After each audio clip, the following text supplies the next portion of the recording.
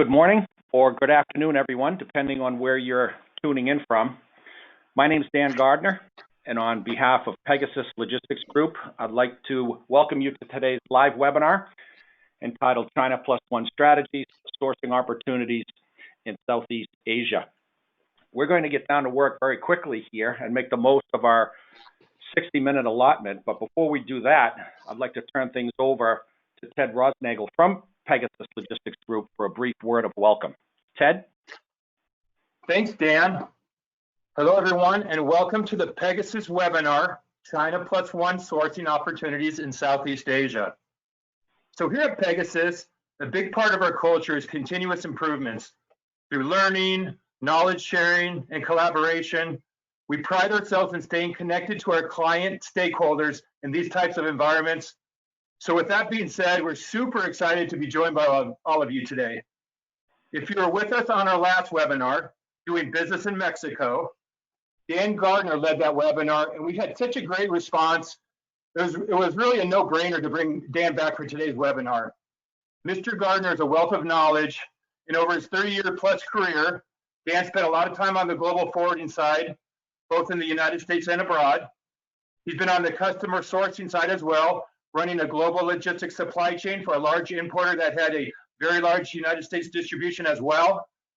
Dan's a university college professor and also is president of his own consulting company. So we're thrilled to have Dan back for today's webinar.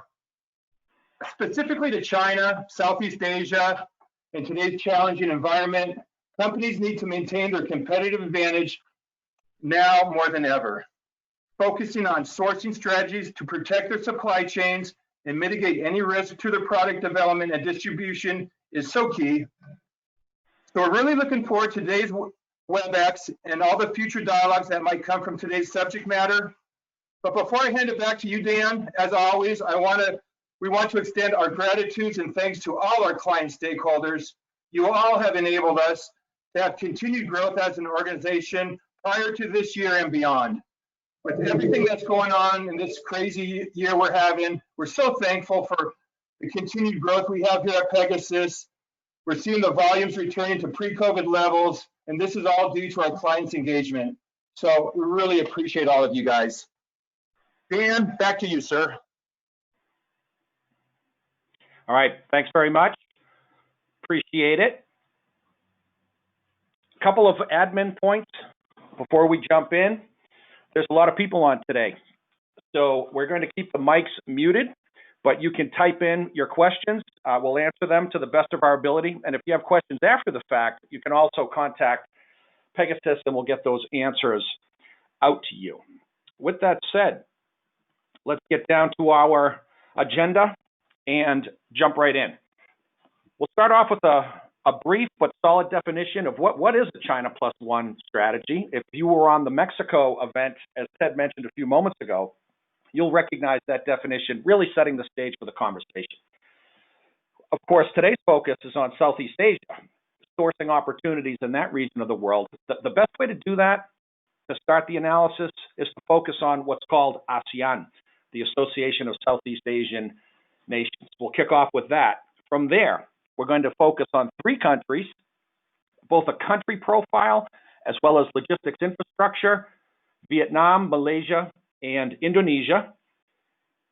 Second to the last bullet, we'll tie things all together in a comparison of an actual product. I'm going to not reveal what the product is to keep it a surprise, but an actual comparison between China and Indonesia, and we'll look at unit cost, comparison lead time, and ultimately landed cost, which is the thing we're most interested in. Quick summary and closing comments. All righty. China Plus One strategy. Let's establish our foundation here. Interesting to note that China Plus One, although it's getting a lot of publicity these days in logistics and supply chain circles, it's actually been around for a while. I can remember explicitly going back to my days in the freight forwarding and customs brokerage business, hearing import customers talk a lot about China Plus One. It's reemerged, needless to say, in the wake of the pandemic, certainly the Section 301 tariffs, the Trump tariffs, as they're more commonly known. But China Plus One isn't new. Talking about China Plus One isn't new. Executing on a China plus one strategy is an entirely different ballgame. Second bullet, so what it really is, it's a sourcing strategy. Where can we as an importer source products in addition to China? Whereby a U.S. importer, for purposes of our conversation, concentrates, still works the majority of their imports from China. In spite of the news, China isn't going anywhere anytime soon as a trade partner for the United States. So continue the imports from China, but also purchase goods in one or more countries other than China. It could be a China plus two. It could be a China plus three. Essentially, we're looking for other viable suppliers in one or more countries. If you look closely, going back that 20-year period, China plus one really began in labor-intensive industries, specifically apparel and footwear, where going back 20 years ago, China was starting to become more expensive. Raw materials, labor, especially in coastal China, industrial production space, warehouse space, it's been building up for a while. As such, importers in this space, apparel and footwear, started looking elsewhere. To update very quickly, this China plus one strategy has extended into other industrial verticals like consumer electronics, automotive, etc. Needless to say, one of the first regions, we're on our last bullet here, to benefit from China plus one was Southeast Asia, due mainly to its geographic proximity. This establishes our foundation, and we'll move on from here. Title of this slide, Evaluating Countries for a China plus one Strategy. Some key factors, by no means an exhaustive list. In fact, when I work with importers on actual projects related to China plus one or just sourcing in general, that could be a 2-day workshop to go over all of the considerations that a company needs to be thinking about when evaluating opportunities outside of China. This is not an exhaustive list, but a good list to start with. A number of factors to consider when evaluating sourcing opportunities outside of China or anywhere for that matter. The first, and we'll see these come to life as we go through the actual discussion, geopolitical stability. Is the country stable in terms of its government and such? There are, at least historically, countries in Southeast Asia that have had some geopolitical challenges, Myanmar being one of them. And that's not a knock on Myanmar. That's publicly available information. You have to be thinking about just how stable is the government. Is it going to get overthrown? Is there going to be a military coup? I know this all sounds kind of James Bondish or something out of a movie, but it's true. You have to pay attention to that. Second one, ease of doing business.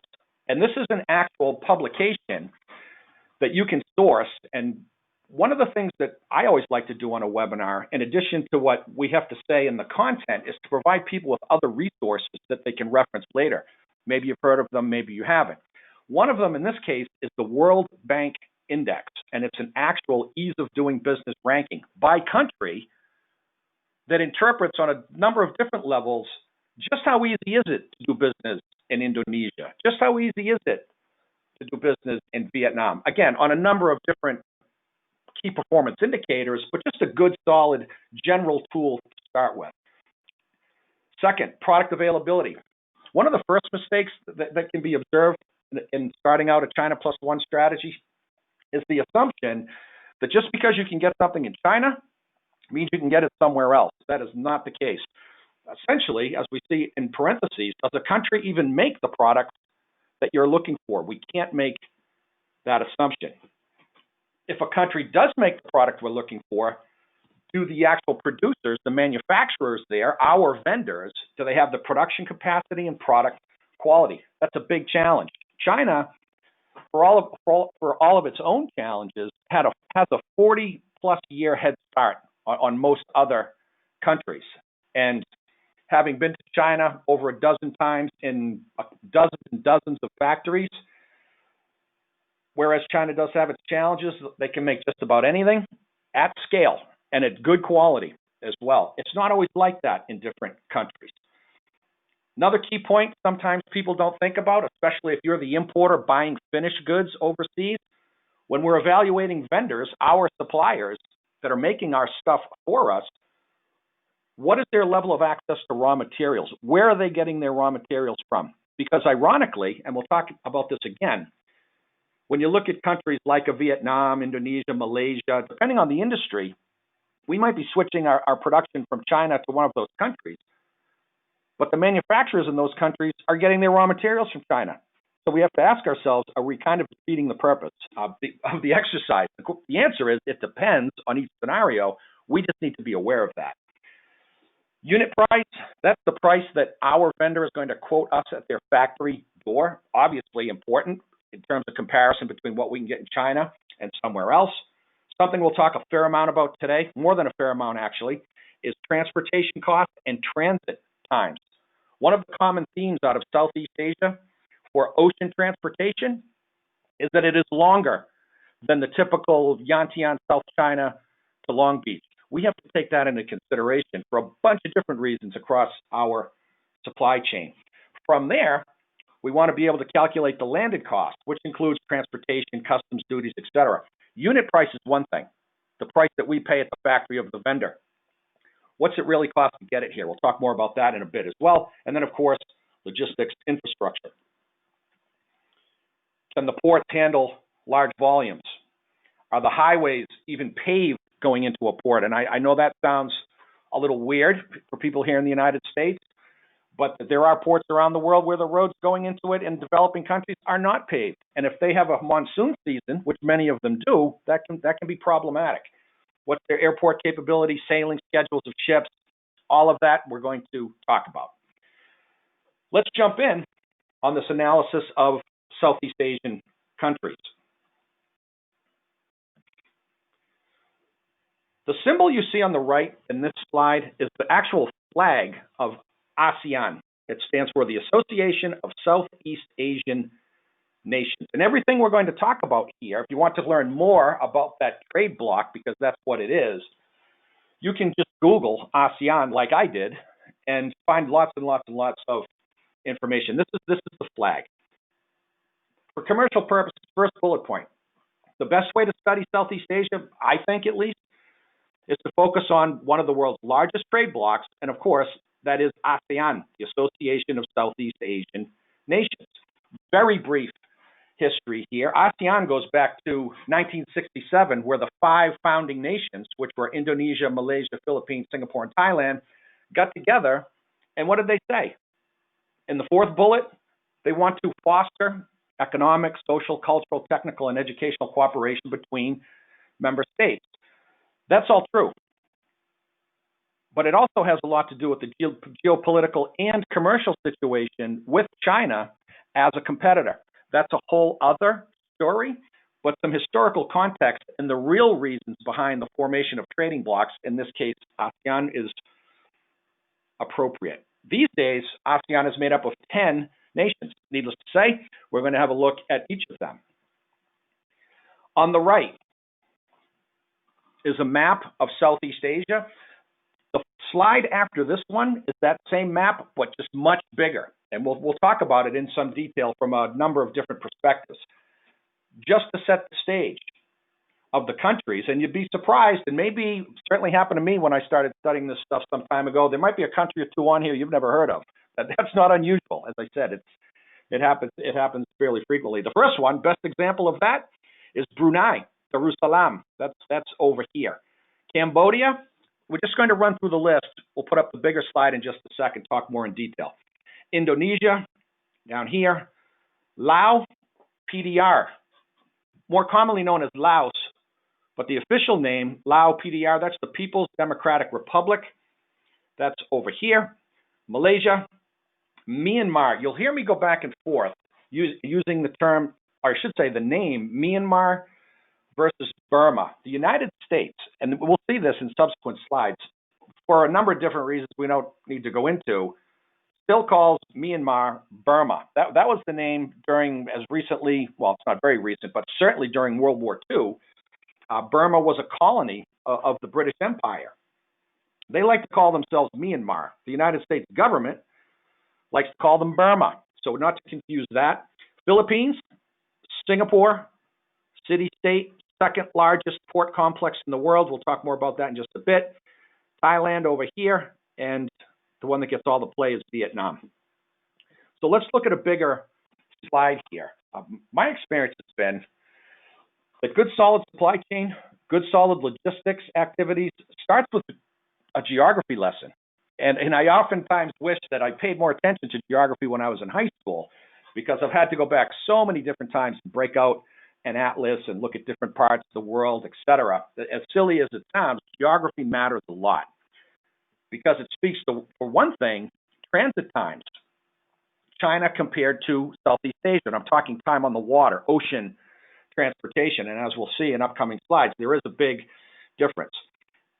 For geographic orientation, up here is China, this is Taiwan over here. So Hong Kong, Guangdong Province, Yantian Port, Shenzhen, all that good stuff right around in this region here. As a point of reference, I mentioned this previously, when you ship, and this is historical, it's highly volatile these days, so don't quote me on these numbers, but transit time on the water, a direct sailing from Yantian to LA Long Beach, these days, if a sailing isn't blanked or all kinds of goings on, you're looking at 13, 15 days. It's longer from this part of the world. And one thing that we want to emphasize, because a lot of these countries are actually islands and or archipelagos, which are geographic concentrations of many hundreds, if not thousands of islands, the first thing we want to focus on, where exactly in a country is the vendor or vendors that we're considering. A couple of quick examples, and we'll see more. But most of the manufacturing activity these days in Vietnam is down around Ho Chi Minh City. You can see just how long a country it is. Well, excuse me, when we look at Malaysia, Malaysia is actually part here and part over here. Indonesia, 17,000 different islands, actually more, 17,508, if I remember correctly, in that archipelago. We need to know where are the vendors that we're evaluating. We can't make geographic assumptions, especially in this part of the world. Whereas, when looking at a China Plus One strategy, it's a good idea to look at as many countries as feasible. We're going to zero in on three of the big ones, starting out with Vietnam. And another resource that I find very helpful in the research that I do, will mention, we already mentioned the World Bank Index. That the statistical stuff will show, and I'm talking GDP and population and things of this nature. It's called the CIA World Factbook, and it is that CIA. The one in Langley, I think it is, Virginia. You can Google that, and you just get great country profiles on every country around the world. Infrastructure, telecommunication, geopolitical stuff. It's just a really good source of info. Some of what we're talking about here comes from that source. Naturally, we have a map of Vietnam on the right. I'm just checking to see if we have any hands up or any questions. As I said, you can stop and chat in a question anytime that you wish. I think we're good. Okay. Vietnam. United States has a history with Vietnam. Some good, some not very good at all. With that said, big country, 16th largest population in the world, 99 million people. Our conversation today is more import-oriented, but as an export market from the U.S. to Vietnam, they have a big population. GDP, 35th in the world. That's nominal GDP. There's other ways to measure it. It's called nominal GDP. Important to note, this will come up later, Vietnam joined the World Trade Organization in 2007.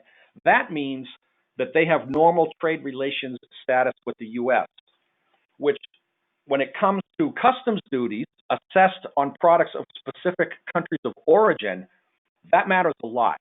Countries with NTR status, normal trade relations status with the U.S., what used to be called most favored nation status, that's a good thing because the duty rates aren't preferential, but they're certainly favorable. More on that in just a bit.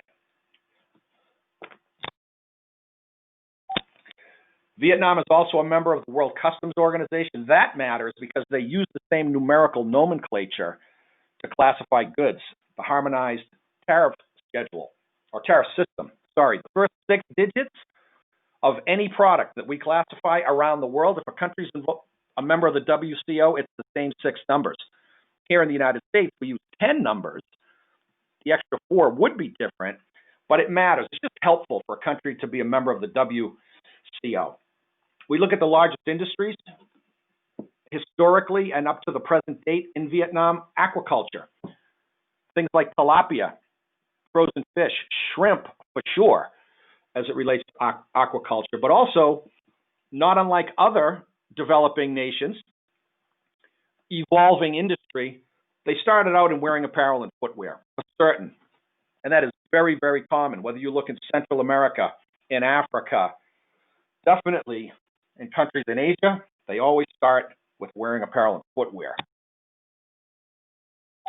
because it's labor intensive and they can create jobs. That's what these countries are looking to do. However, and it's important as you evaluate countries to look at their industrial evolution, not revolution, but evolution, meaning have they advanced from wearing apparel and footwear to more technical industries, perhaps less labor intensive, like consumer electronics and industrial equipment. That is certainly the case in Vietnam. But I think the example of Vietnam, when we say to ourselves, we want to switch from China to Vietnam, and everybody says that, going back to what we said previously, you really have to ask yourself or find out, does the country of Vietnam have the industries, the factories in the sector of products that I'm looking to buy from? We can't make that assumption. It's grown, it's expanded for sure, but it's not a given. To illustrate another point we made previously, because China has a border with Vietnam, again, it's a little off the map here, but up around here is Hong Kong, Shenzhen, Guangdong province. Depending on the industry, the raw materials that Vietnamese manufacturers use may, not always, but might come from outside of Vietnam, i.e. China. That's a good question to ask potential vendors that you're vetting out. Where do your raw materials come from? Because if they come from China, and one of the reasons why we left China is because our unit costs are going up due to high labor, et cetera, might that defeat the purpose of the exercise? Maybe, maybe not. Those are the deeper questions that we have to ask. Oops. Talking a little bit about logistics now, or the logistics infrastructure of Vietnam. I would never insult the culture or language of a country by butchering the pronunciation. So we'll go with some of the easier names. International airports, and you can see on the map Hanoi, way up in the north. Ho Chi Minh City, used to be called Saigon, down here. And Da Nang, right here. As a point of historical interest, and it's relevant to sourcing in Vietnam these days, when the United States Marines landed in Vietnam for the first time in 1965, they did so in Da Nang because it's a natural deep water port. Most of the production, not all of it, but most of the production in Vietnam today is focused around this area here. But much like China, which expands out geographically, in the case of Vietnam, it'll continue to move northbound, and the use of Da Nang as a container port, I think, is going to increase. This is just a good illustration. You have to know where's our vendor and what's the best port to use, what are the sailing schedules, transit times, etc. But for certain, 65% of Vietnam's containerized cargo is through this area down here. A couple of examples, moving into the logistics side of things. These are, as the title indicates, sample West Coast ocean service on what's called a TP6 eastbound. This is a Maersk service, but we made it as anonymous as possible, just to illustrate the point.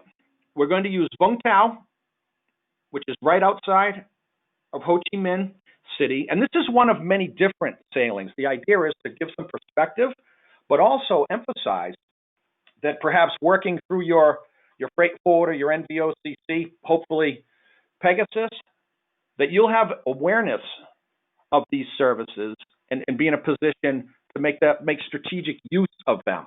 That's the key point as we go through these slides here. But you can see, Vung Tau, you're very rarely, if ever, going to get a direct sailing from Vietnam to the United States. There's always going to be a transshipment point. In this instance, Hong Kong, up to Yantian, up to Xiamen, and then across the United States. Important we know what the stops are along the way, especially these days with the volatility in ocean shipping, containerized shipping out of Asia, and blank sailings and rolled containers and what have you. We need to know this stuff as importers. We will rely a lot on our forwarder, our customs broker, et cetera, but we need to be aware as well. Conversely, and this is one I like a lot because it illustrates an important point specific to Vietnam, but in general as well. We're looking at a TP-17 eastbound, but going to the east coast of the United States. You will notice, or I will definitely point out, our origin is still Vung Tau. The service starts up in China, not unusual at all, comes down to Vung Tau, but it doesn't go Vung Tau across the Pacific to LA Long Beach or down through the Panama Canal. What does it do? It goes through the Straits of Malacca, right here, and then they don't show it, but it'll go through the Suez Canal all the way across the Atlantic, and then call Newark, Charleston, Savannah, Miami. Freeport is a transshipment point. They'll dump a bunch of containers there and then start the rotation again. This is important because when you look at Southeast Asia, another assumption we can't make is that goods are going to come across the Pacific. They very well could to LA Long Beach, Seattle, et cetera, through the Panama Canal into the Gulf up to the East Coast. But there's a lot of Suez service, which naturally is going to impact our transit time as well. I really like this example because the further west you go in Southeast Asia, I know that sounds contradictory, but the further west you go, definitely if you start sourcing in places like Bangladesh, India, et cetera, it's very likely that you'll be going left and not right as it relates to transit time. Important to point that out. Let's talk about Malaysia. First thing we'll say about Malaysia is that it's in two different places. So again, we need to know where our potential vendors are. Are they in this part of Malaysia, which is the Malay Peninsula, or this part of Malaysia? And there's that, remember we talked about Brunei, Darussalam, there it is right there. So it's actually, if you look at this island here, it's the island of Borneo, but let's say a part of it is Brunei, another part is Malaysia, and then in this kind of mustard color here, that's part of Indonesia. So literally three countries divvying up one giant island. It happens to be Borneo. We'll come back to it again when we talk about Indonesia. To summarize, definitely made up of two land masses. We're talking about Malaysia now. One on the Malay Peninsula, that's right here in green. We're talking about the green areas here. And the other on Borneo, as we said. Not a big population, 33 million, 26th in the world in GDP. Important to note, Malaysia is a member of the World Trade Organization and WTO. We always like that, something to confirm right out of the gate when we're vetting potential countries to source from. The big action in terms of the capital and the primary airport for passengers and cargo is KL, Kuala Lumpur, right here. Not too far from Singapore. We'll talk more about that in just a bit. Largest industries, rubber and palm oil. Pharma is big for exports out of Malaysia. But just like we saw in Vietnam, growth in industrial equipment, consumer electronics, semiconductors. I put consumer electronics twice. Sorry about that. But these are the growth industries. Important to know where a country is in their overall economic development and industrial evolution. Moving on to logistics with Malaysia. The major port complexes, not unusual, especially when they're closer to the ocean, to have the main port in close proximity to a capital city. That would be in the case of Malaysia, Port Klang, near KL, Kuala Lumpur. It's not shown here, but Kuala Lumpur is right around here. Traditionally, Malacca Port, Penang, which is up in northern Malaysia. But one people don't talk too much about or may not be too aware of that has grown considerably, it's noted as PTP down here. It's called Tanjung Pelepas. Major growth in containerized cargo in very close proximity to Singapore, which is predominantly a transshipment port. More on that in a second. Sometimes people don't realize that if they're sourcing from Malaysia, especially factories, say, down in this part of Malaysia, which is densely populated with factories, PTP, Tanjung Pelepas, could very likely be the port of export. That means a lot in terms of ocean pricing, transit times, etc. Just to point out, the Malay Peninsula, it's right next to Singapore. Back in the 1960s, Singapore was actually a part of Malaysia. Malaysia was part of the British Empire. They broke off, formed their own sovereign nation, and after a couple of years, Singapore and Malaysia decided that maybe they should get an early divorce, and Singapore became a city-state. Singapore is not part of Malaysia. It is an independent city-state.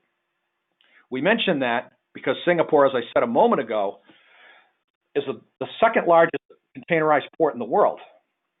However, the vast majority of containers that they handle are transshipped. They come from other places, stop in Singapore, get on a bigger vessel, and move from there. That's important. It will come up again.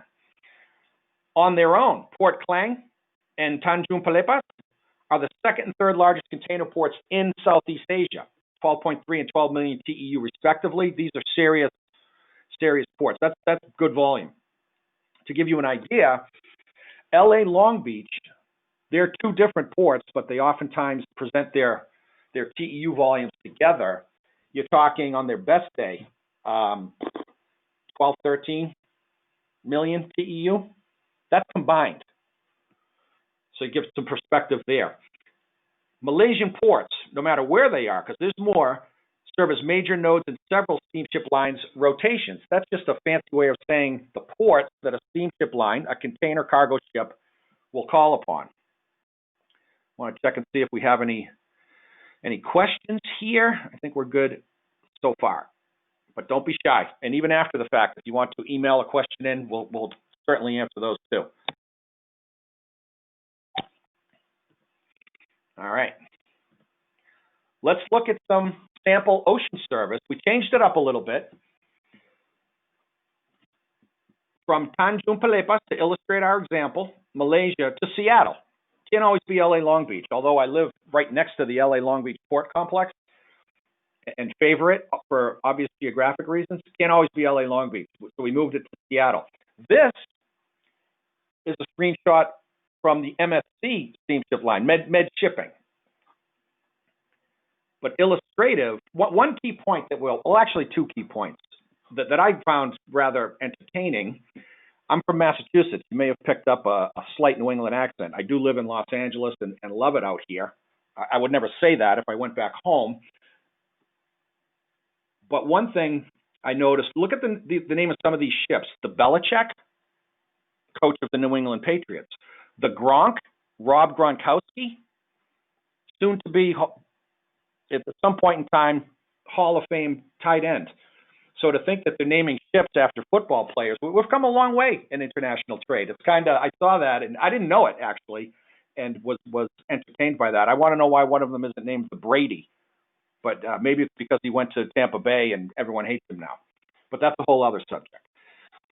What I want to point out here is, of course, the transit time is going to be longer compared to China. Transit times are very volatile these days because of rolled shipping, rolled containers, blank sailings, etc. So we won't get into transit times, but certainly well over 30 days in this trade. But what we wanted to point out, when I took this screenshot, I hovered over this little icon to illustrate that there's no direct sailings on what's called the SEAGULL service to Seattle.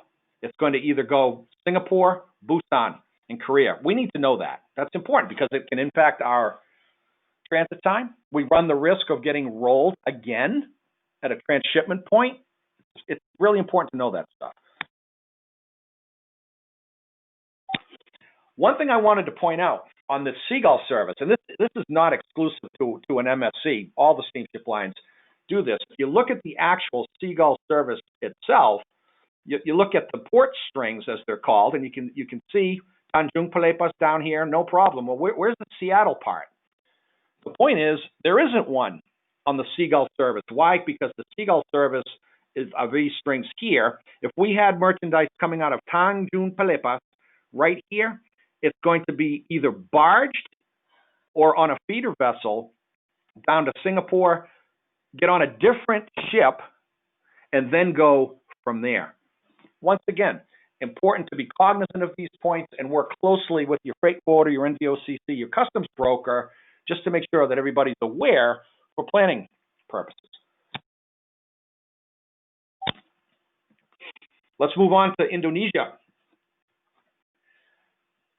You might remember from watching National Geographic, Nat Geo on TV, as I do, probably too much during the pandemic, but Indonesia is the largest archipelago in the world, meaning a concentrated geographic grouping of islands. You'll see in the subsequent slide, I want to say 17,000 and change of islands, and we're looking at that mustard color here. But also the fourth most populous country in the world. People don't realize that sometimes. Indonesia is a big country, both geographically and population, but the biggest islands are Sumatra, Java, and Borneo, we talked about a moment ago. Capital city, Jakarta, down here. Big action from an ocean port perspective. We'll see that in just a bit. But once again, we need to know where our vendors are. You can't just say, oh, the vendor's in Indonesia. That's a little vague. We need to know, are they in Sumatra, up in a place up around Medan, as an example, or right across the Straits of Malacca from Singapore, which makes for easy transshipment capabilities. We have to know that. With that said, big GDP, $1 trillion, seventh in the world. That's pretty impressive. Member of the WTO. Here's something that's important that we haven't mentioned just yet, and that is that Indonesia is part of the Generalized System of Preferences. It's a preferential duty program in the U.S. We talked about normal trade relations, where countries get favorable duty rates for goods coming from those countries into the United States. We're talking about duty rates now, import tax. Any country that's part of a preferential duty program, and there is more than one in the United States, they're not only going to get favorable duty rates, they're going to get preferential duty rates, meaning either free duty or very close to zero. I put this in here because it's going to come up on our example in a couple of minutes. Make a mental note on that one. It's going to come up again.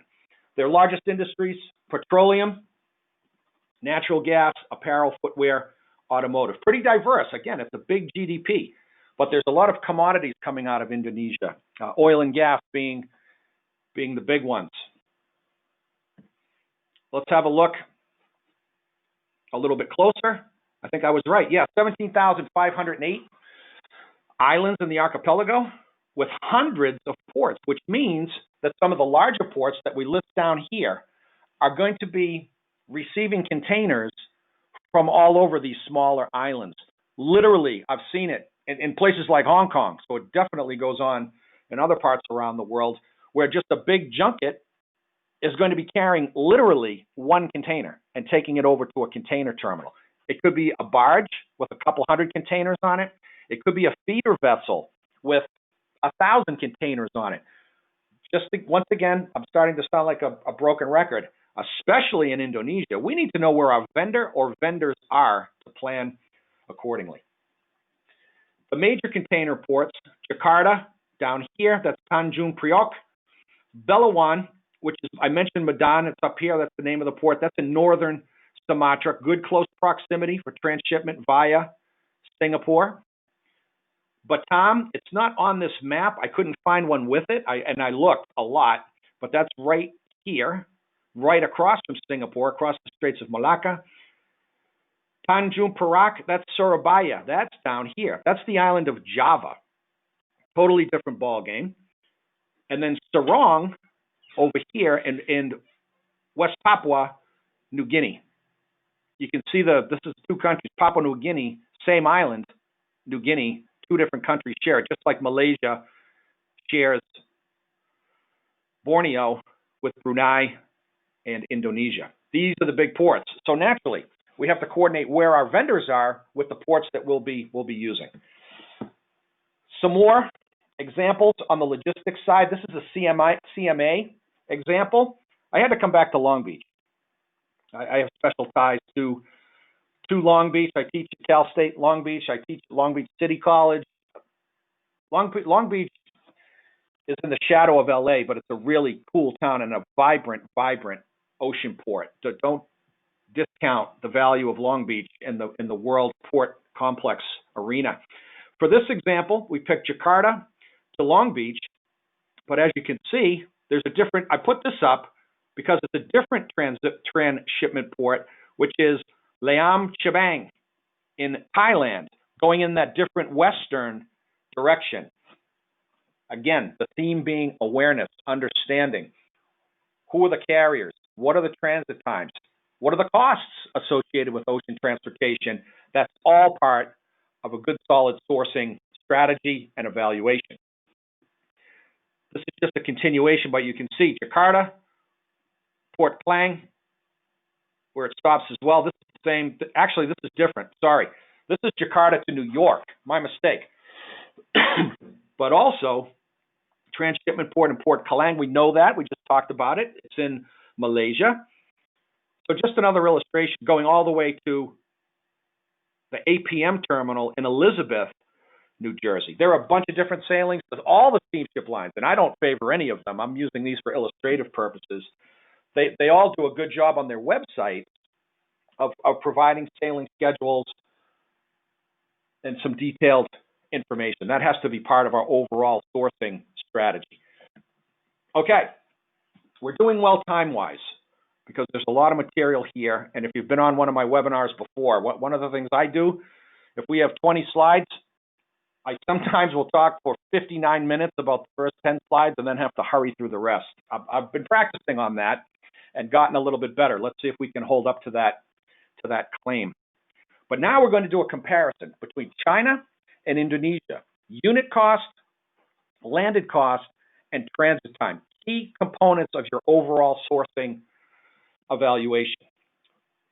And you'll see that we picked Indonesia for a reason, and that's because Indonesia is a part of the generalized system of preferences that we spoke of a moment ago and has a built-in advantage from a customs duties perspective. We'll see why in just one second.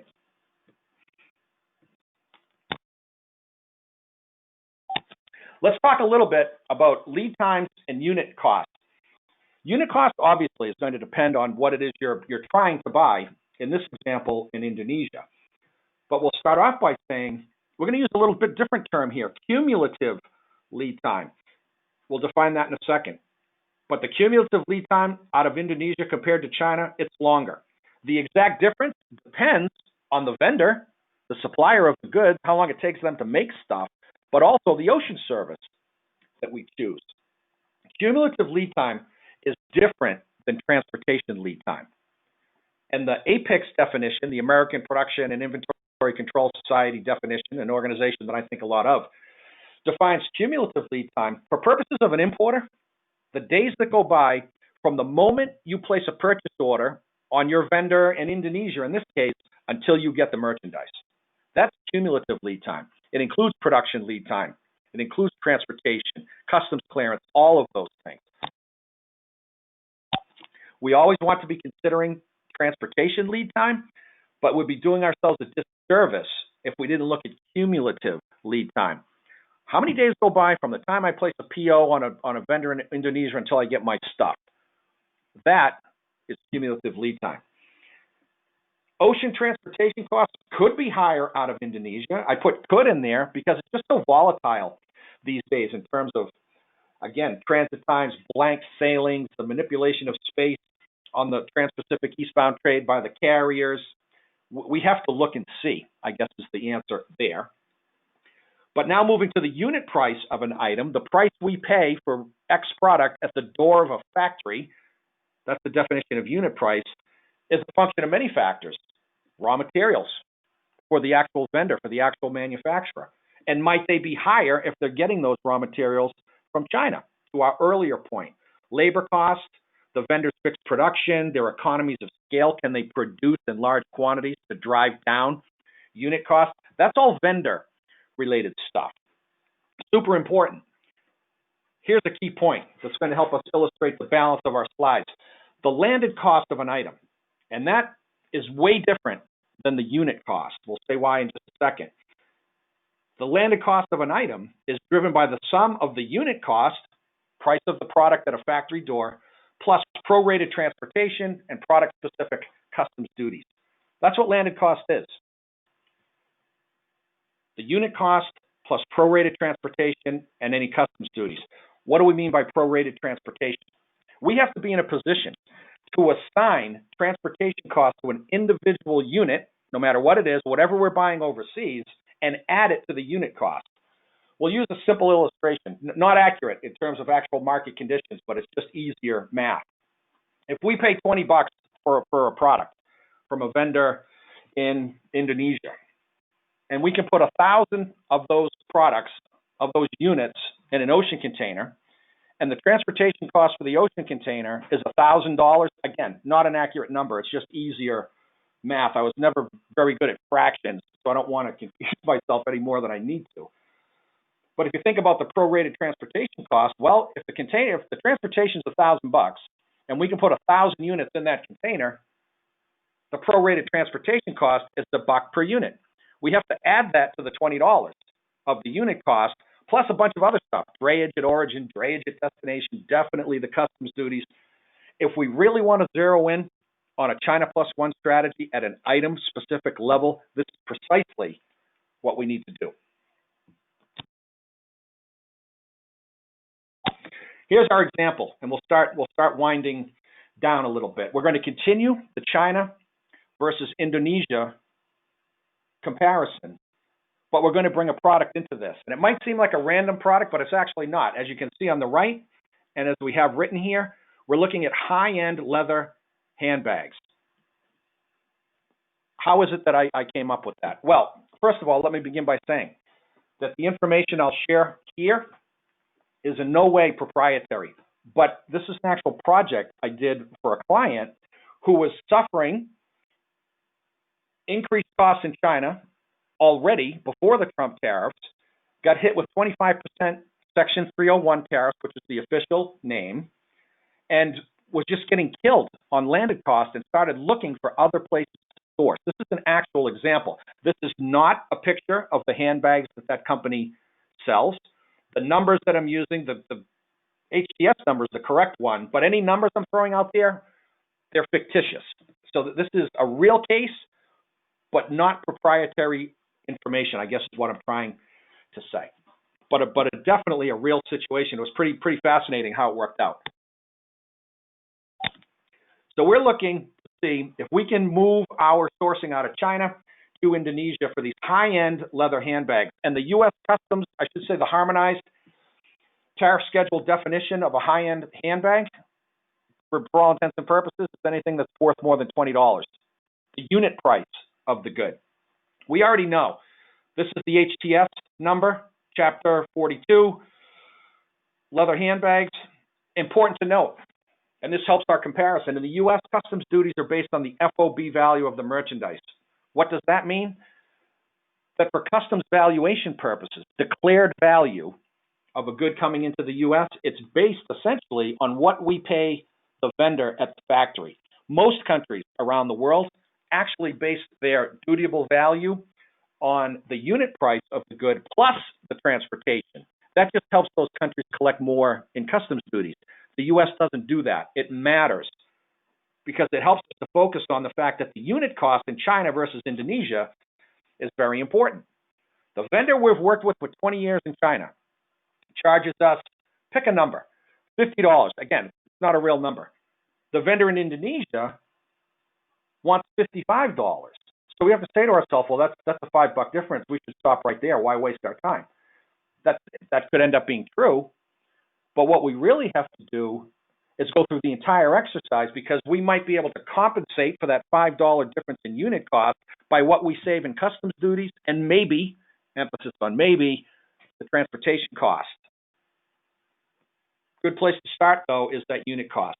Moving on, a key step in our comparison, the process, is to determine if both countries have NTR status, we mentioned that earlier, with the U.S., meaning that the country of origin we're looking at is a member of the World Trade Organization. That's basically what that means. Or more importantly, if either country has a free trade agreement, something we haven't mentioned just yet with the U.S., or a preferential duty program like the Generalized System of Preferences. That was not a coincidence when we brought that up earlier. This is important. Make a mental note of it. Let's continue on.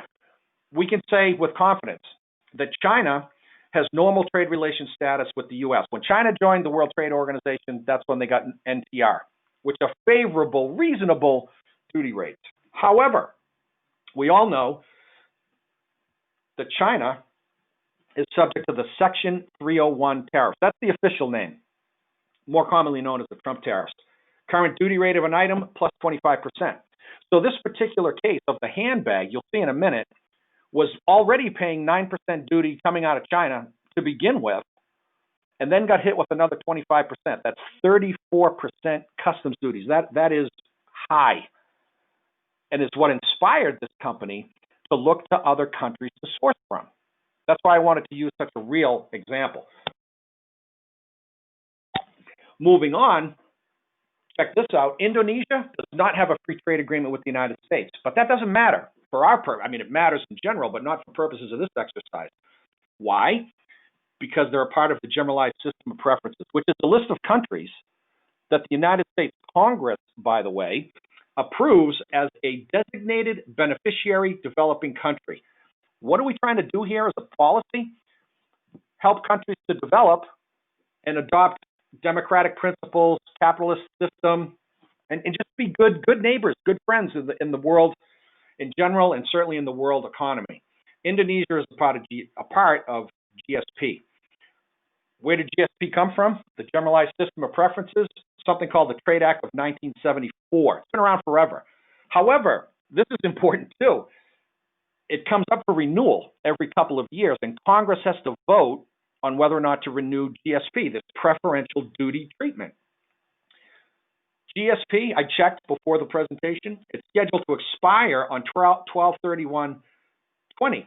And if history is any indicator of future outcomes, the last couple times GSP expired, Congress took a couple of years to reenact GSP. Now, all the duty rates that people paid during that reenactment period was retroactive, but that's not the point, because it's money out of pocket right away.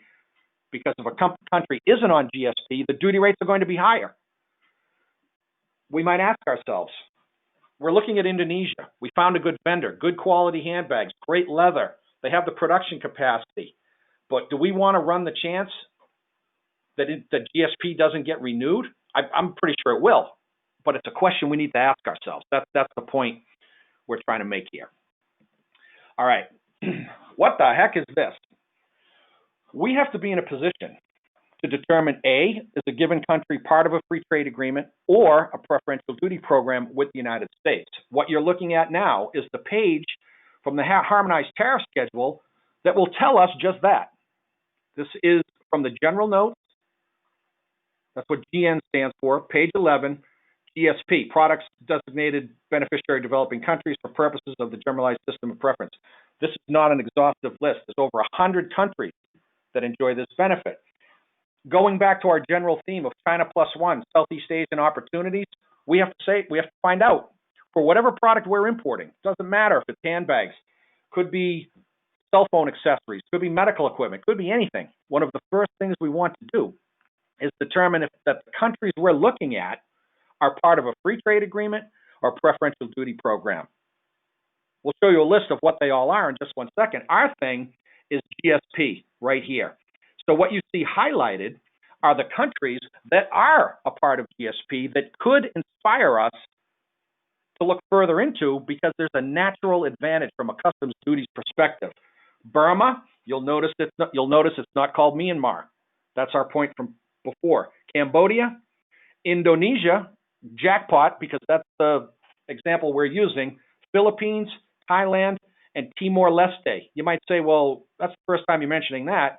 Timor-Leste is not part of ASEAN. That's why it wasn't on the list previously. We're most interested in Indonesia. Conspicuously absent from this list, Vietnam and Malaysia. That matters. Might we want to focus on Indonesia? There are other factors, but this is a big one. This is where you want to look to see if countries qualify for a free trade agreement or a preferential duty program. We're almost finished. Checking for questions. I think we're good.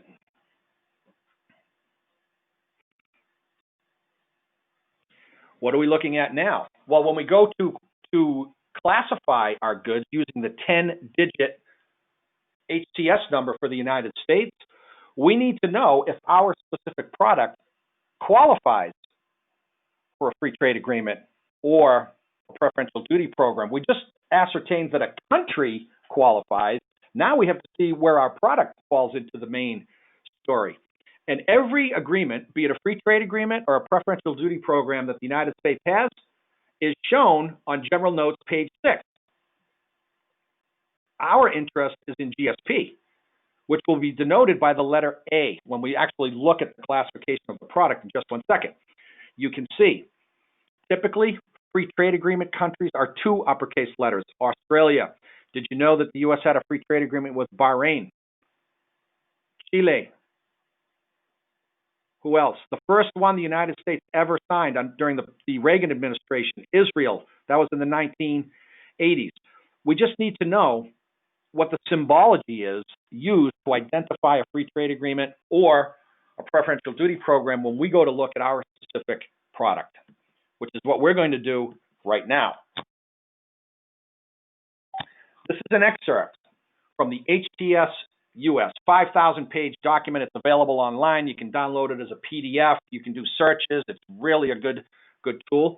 I should have stated you'll find that under the International Trade Commission houses the harmonized tariff schedule. But if you Google this, you can download the whole thing in PDF, and I mean the whole thing.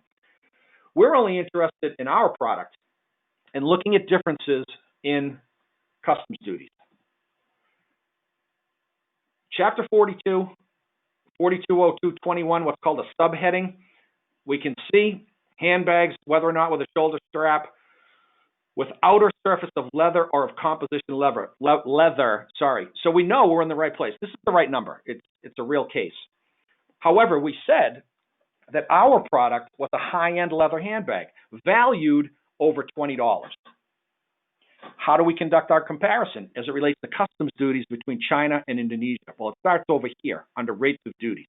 You'll notice 2 columns, column 1 and column 2. We won't get into column 2, but you never want to buy from a country in column 2 because they're the countries we don't like very much. That's why the duty rate is 35%. It's prohibitive. Leave that to the side. That's a whole other conversation.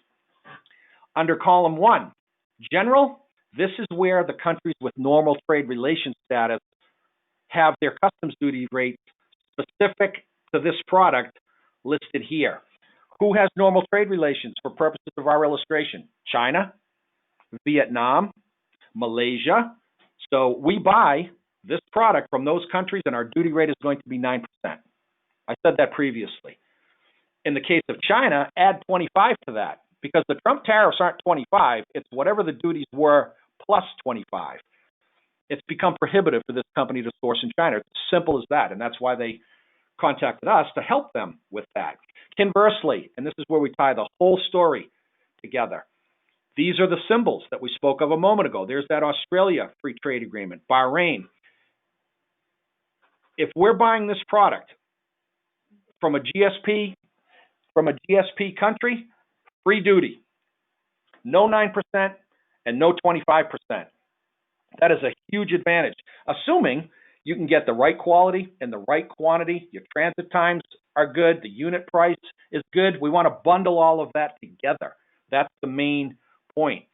And this might be a little nerdy, a little too much detail. I will certainly acknowledge that. But when you go through an exercise and you're importing 1,000, 500, 10,000 different products, the unfortunate reality is you have to go through this for every single one of them if you want to get to the true number. And that's why we took the time to do that. All right. We're almost finished. In fact, we are finished. This is the slide we saw previously. It's just a summary slide of those key factors that hopefully came to life, albeit briefly, during this webinar. We're thinking as it relates to Southeast Asia, geopolitical stability. How easy is it to do business with a Vietnam, a Malaysia, or an Indonesia? Can we get the products we want? Do the vendors have the capacity and quality that we're looking for? Where are the raw materials coming from? What's our unit price? We talked a lot about transportation, lead time, as well as cumulative lead time. That has to be part of it. What's your landed cost? That's what we just did. And then the logistics infrastructure. So with that said,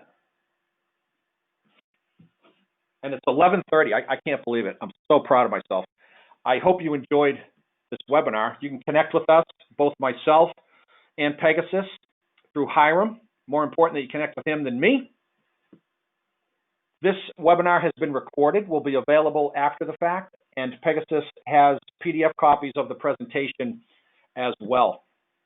So with that said, I will say thank you on behalf of Pegasus. I will wish you the best in your sourcing endeavors, and most importantly, safety and good health during these continued trying times.